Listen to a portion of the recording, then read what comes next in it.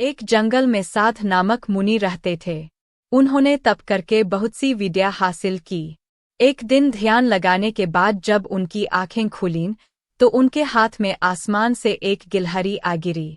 वह गिलहरी खून से लथपथ थी क्योंकि वो चील के पंजों से छूटकर मुनि के हाथ में आ गिरी थी। गिलहरी मौत के डर से कांप रही थी। मुनि को उसके ऊपर दया आ गई। उन्होंने सोचा क्यों न इसे अपनी विद्या से अपनी बेटी बना लूं। मेरी पत्नी कब से संतान प्राप्ति की चाह रख रही है, लेकिन उसके भाग्य में संतान ही नहीं।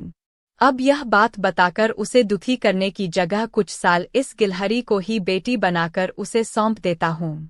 इतना सोचते ही मुनि ने एक मंत्र पढ़कर गिलहरी को एक छोटी सी बच्ची बना दिया।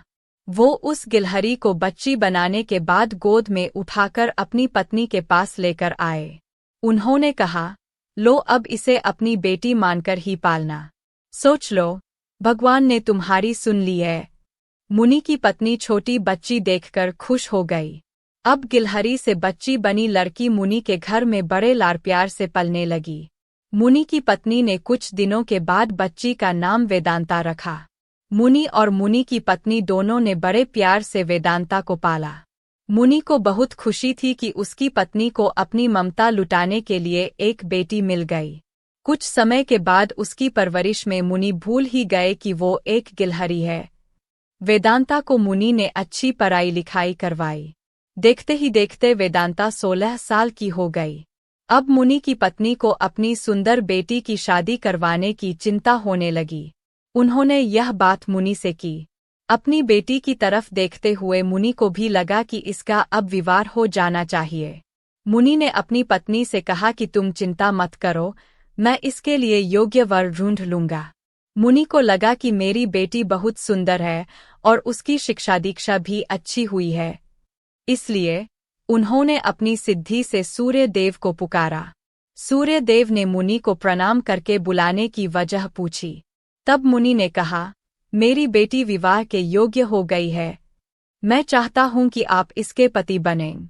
सूर्य देव ने कहा, आप एक बार अपनी पुत्री से पूछ लीजिए। अगर उसे मंजूर है तो मेरी तरफ से भी हाँ है। तब वेदांता बोली, पिताजी, यह बहुत गर्म है। मैं इनके पास नहीं जा पाऊंगी और न ही इन्हें देख पाऊंगी। मुनि ने वेदांता से कहा, कोई बात नहीं, हम दूसरा वर देख लेंगे। तभी सूर्य देव ने कहा, हे मुनिवर, मुझसे श्रेष्ठ बादल है, आप उनसे बात कीजिए। वह मेरे प्रकाश को भी ढक देते हैं। मुनि ने अब बादल को याद किया। बादल गरजते हुए मुनि के पास पहुंचे और उन्हें नमस्कार किया। इस बार मुनि ने सीधे वेदांता से पूछा, क्या तुम्हें यह वर पसंद है? वेदांता ने जवाब दिया, पिताजी, मेरा रंग गोरा है और इनका काला। हमारी जोड़ी अच्छी नहीं लगेगी। तब बादल ने मुनि से कहा, आप पवन देव को बुलाइए। वे मुझसे श्रेष्ठ है। उनमें मुझे उड़ाकर इधर से उधर ले जाने की ताकत है। अब मुनि ने पवन देव का स्मरण किया। पवन देव के आते ही मुनि ने अपनी बेटी से पूछा, क्या आपको यह वर पसंद है? वेदांता बोली, पिताजी, यह तो एक जगह ठहरते ही नहीं है। इनके साथ मैं घर कैसे बसा पाऊंगी? इस बार मुनि ने पवन देव से पूछा, मुझे अपनी पुत्री के लिए वर की तलाश है। आप बताइए कि आपसे श्रेष्ठ कौन है? पवन देव ने जवाब दिया, मुनिवर, आप पर्वत को बुला सकते हैं। वह मेरा रास्ता रोक देते हैं। वह मुझसे श्रेष्ठ है। तुरंत मुनि ने पर्वत को पुकारा। पर्वत को देखते ही वेदांता बोली, यह तो पत्थर है। इनका दिल भी पत्थर का ही होगा। इनसे विवाह कैसे हो पाएगा पिताजी?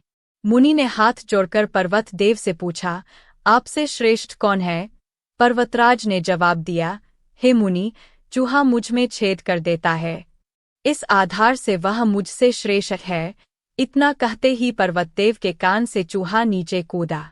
वेदांता ने जैसे ही चूहे को देखा, वह खुशी के मारे उछल पड़ी। उसने कहा, पिताजी, यही मेरा वर बनना चाहिए। मुझे यह पसंद है। इनकी पूंछ, कान सब कुछ कितना प्यारा है। मुनि ने सोचा, अहो, मैंने एक गिलहरी को मंत्र विद्या से इंसान तो बना दिया, लेकिन इसका दिल अभी भी गिलहरी वाला ही है।